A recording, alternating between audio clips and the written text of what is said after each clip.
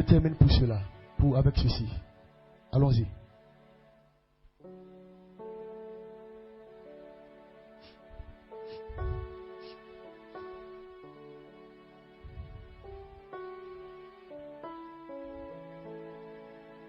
J'ai traversé une épreuve et le Seigneur m'a dit ceci.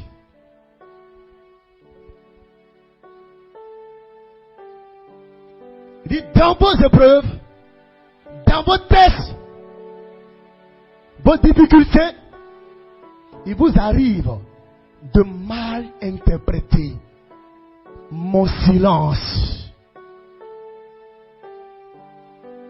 Parce que dans l'épreuve, dans les tests, dans les difficultés auxquelles nous sommes confrontés, nous interprétons mal le silence du Seigneur. On ne l'entend pas dans ce temps-là. On ne ressent plus rien dans ce temps d'épreuve. Il ne nous dit rien dans ce test. C'est un silence. Et il me disait, il arrive que vous interprétiez mal mon silence.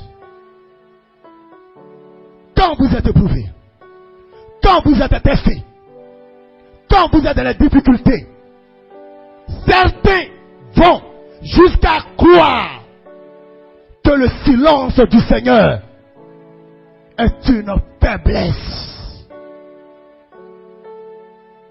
Dieu est faible parce que pour eux, Dieu est silencieux dans leurs épreuves. Alors, le silence de Dieu devient à leurs yeux comme la faiblesse. Regardez. Regardez ce que les épreuves font. Regardez les difficultés. Ce qu'elles produisent comme langage, parole, comportement.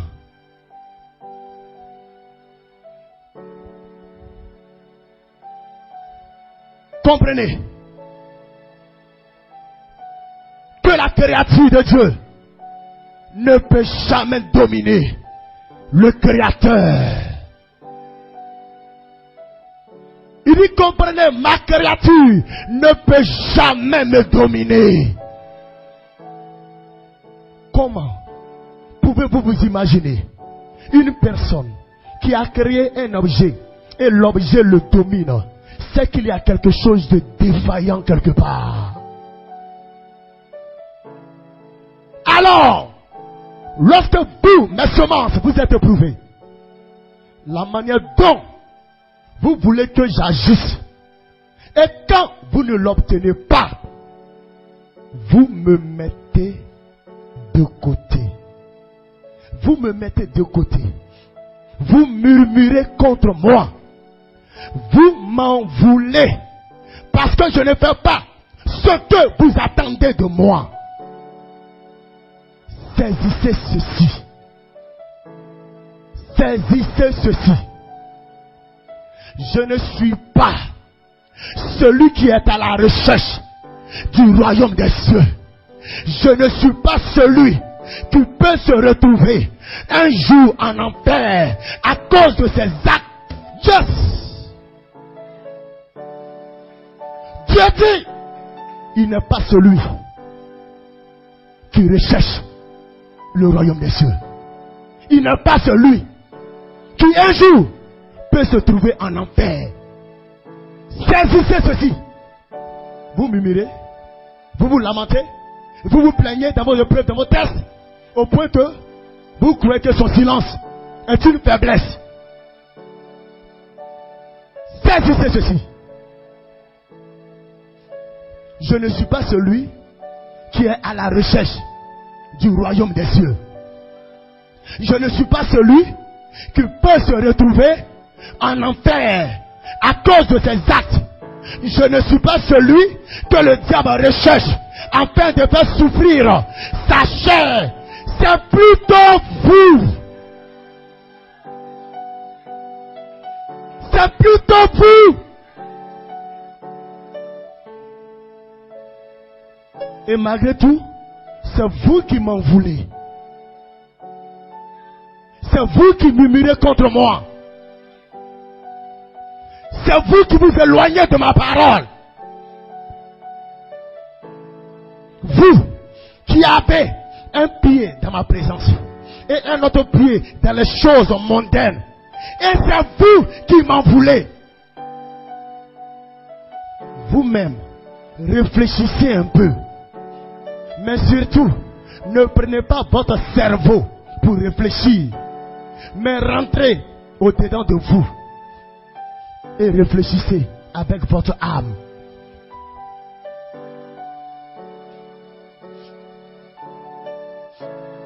Lorsque vous m'en voulez, sachez que moi également, je peux vous en vouloir. Et quand je vous en veux, je vous retire mon souffle de vie. En un clin d'œil. Où iriez-vous après cela? Où iriez-vous après? Où iriez-vous? Vous êtes des ignorants. Tous, vous êtes des ignorants. Vous êtes influencés. Vous êtes influençables par le diable. Et vous pensez être intelligent. Vous pensez tellement détenir la raison. Vous pensez tellement détenir la sagesse. Au point que vous finissez par m'en vouloir.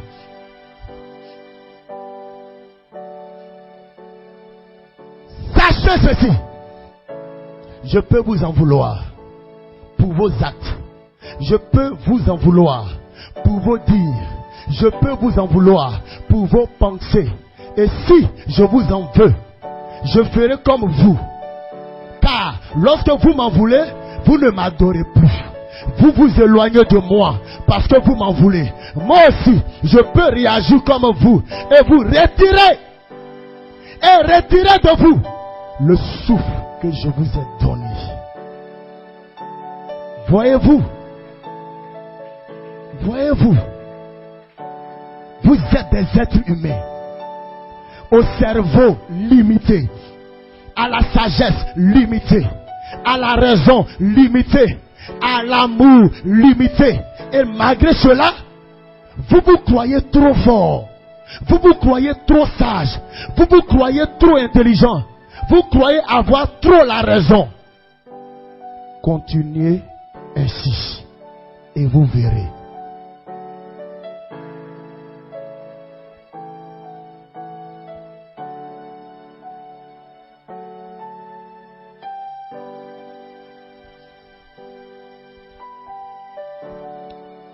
Que tout le monde se tienne debout.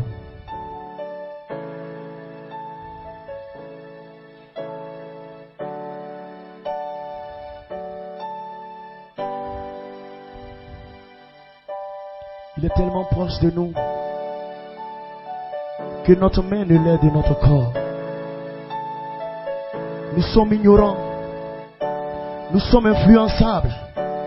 Nous sommes influencés par le diable. Parce que notre attitude dans les épreuves, notre attitude dans les difficultés montre réellement. Nous avons un cerveau limité. Nous avons un cerveau limité dans l'amour. Limité à l'amour, limité à l'intelligence, limité à la sagesse. Et nous croyons que nous sommes trop intelligents. C'est nous qui nous plaignons. C'est nous qui croyons que nous sommes sages. C'est nous qui croyons que nous sommes trop intelligents. On en veut à Dieu. On en veut à son ministère. On en veut à sa parole. Parce qu'on est éprouvé. Mon frère, ma soeur, si une épreuve t'a amené à murmurer, si une épreuve t'a fait un temps soit peu éloigné du Seigneur et de sa parole, répands-toi en ce 25 février.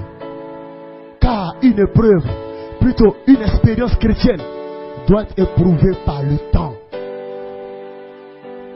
Répands-toi mon frère, répands-toi ma soeur. N'aie pas ta bouche fermée.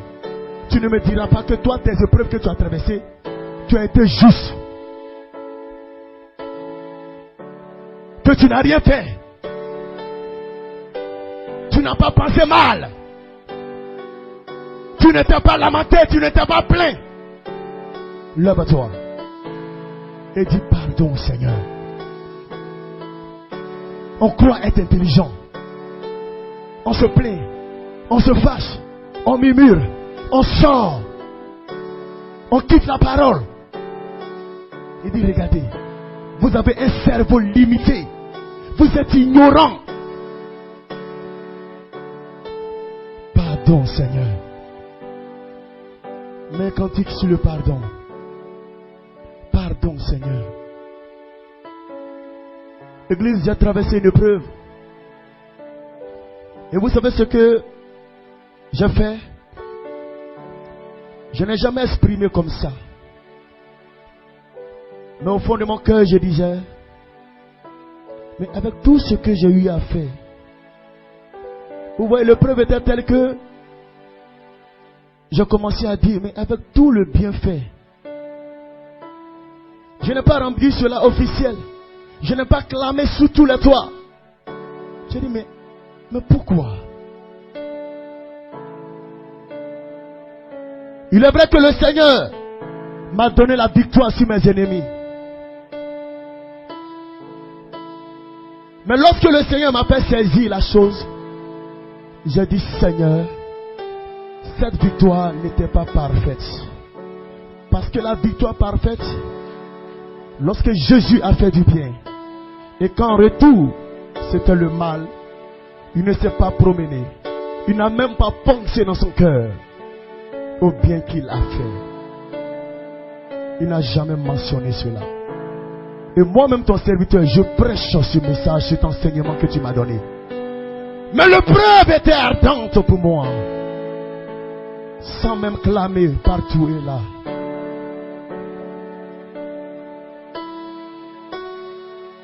Je ne pouvais pas me réjouir d'une victoire parfaite. C'est pourquoi dans mon cœur je disais, Seigneur, merci de ce qu'il n'y a rien dans mon cœur contre qui que ce soit. Parce que même l'attitude que j'ai eue, le simple fait de numérer les bienfaits, les actes bienveillants que j'ai posés, ça n'avait même pas sa place. Pour qui l'as-tu fait? Lorsque tu poses de bons actes, pour qui tu les fais? Lorsque tu fais du bien à quelqu'un, pour qui tu le fais? Si c'est pour Dieu, tu n'as même pas besoin de mentionner. Lorsqu'en retour, c'est le mal qu'on te fait. Bénis le nom du Seigneur. Demande au Seigneur de te faire sortir de cette épreuve avec la victoire. C'est ce que le Seigneur attend de toi et moi. Pas de commencer à citer tous les biens qu'on a fait. Pas de commencer à énumérer tout ce qu'on a eu à faire. Si Dieu ne nous avait pas donné la force, si Dieu ne nous avait pas donné la santé, si Dieu ne nous avait pas donné le courage, est-ce que nous aurions pu faire cela? Viens et répands-toi. Viens et répands-toi, mon frère, et répands-toi, ma soeur. On a trop cité les bienfaits qu'on a fait à nos semblables. On a trop cité les actes bienveillants. Lorsqu'on est dans les épreuves, lorsqu'on est dans les difficultés, c'est nous on va commencer à citer. On va rappeler à Dieu tout ce qu'on a fait de bien. Tout ce qu'on a fait de bien. Tout ce qu'on a fait de bien. Mais est-ce que c'est ça Dieu attend de nous? Je vous dis, j'ai pensé, j'ai exprimé cela au fond de mon cœur. Avec les biens, avec tout ce qui était fait. Mais quand je me suis ressaisi, j'ai compris que ce n'est pas ça l'attitude chrétienne. Ça n'avait pas sa raison d'être. Je n'avais même pas besoin de mentionner dans mon cœur, ce que j'ai eu à poser comme acte bienveillant. Alors ce matin, pardonne-moi. Pardonne-moi, Seigneur. Pardonne-moi. Pardonne-moi. Je me suis réjoui de la victoire. mais ma victoire n'était pas parfaite. Dans le sens où j'ai nourri des choses en disant, mais avec tous ces bienfaits, avec toutes ces actions, avec mon temps investi, avec mon énergie investie, avec mon amour consenti, avec mes sacrifices consentis, mais qui t'a donné la force? Qui t'a donné le temps? Qui t'a donné la bonne santé pour faire tout ça? Si c'est Dieu, alors rends gloire à Dieu. Pardonnez-moi.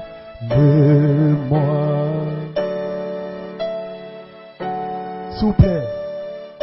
Vous savez, il y a des personnes qui ne réalisent pas.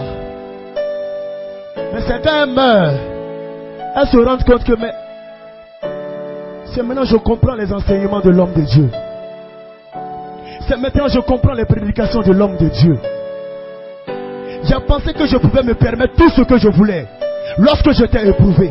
J'ai pensé que je pouvais me permettre tout ce que je pensais, tout ce que je pouvais.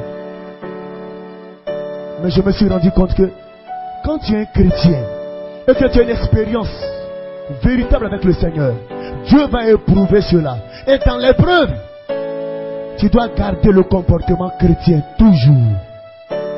Parce qu'il y a certains de nos comportements qui renient Dieu. Il y a certains de nos comportements qui renient la parole. Vous croyez que renier la parole, ça veut dire non, moi je ne crois pas le Seigneur Jésus, je ne le crois pas. Ce n'est pas quand tu vas dire je ne crois pas au Seigneur Jésus qui montre que tu es en train de le renier. Mais il y a des situations où l'épreuve est tournée 7 fois comme la fournaise ardente. Et à ce temps-là, quelqu'un peut dire compte sur le Seigneur. Et tu diras, oui, le Seigneur est là, mais vraiment, il faut qu'on fasse quelque chose. Pour cela, il faut qu'on fasse quelque chose. Pour telle épreuve, il faut qu'on fasse telle chose. Tu es en train de renier l'assistance de Dieu. Dieu, il est au commencement de tes épreuves. Il est au milieu de tes épreuves. Et il est à la fin de tes épreuves. Il est dans la victoire sur tes épreuves. Si Dieu a besoin de l'homme, il utilisera l'homme. Si Dieu a besoin de quelqu'un, il utilisera ce quelqu'un. Si Dieu n'a pas besoin de quelqu'un, il fera cela. Compte sur Dieu. Aie ta confiance en Dieu. Ne regarde pas la gravité de l'épreuve pour croire que le silence de Dieu signifie la faiblesse de Dieu. Non mon frère, non ma soeur. Répands-toi sincèrement. Répands-toi.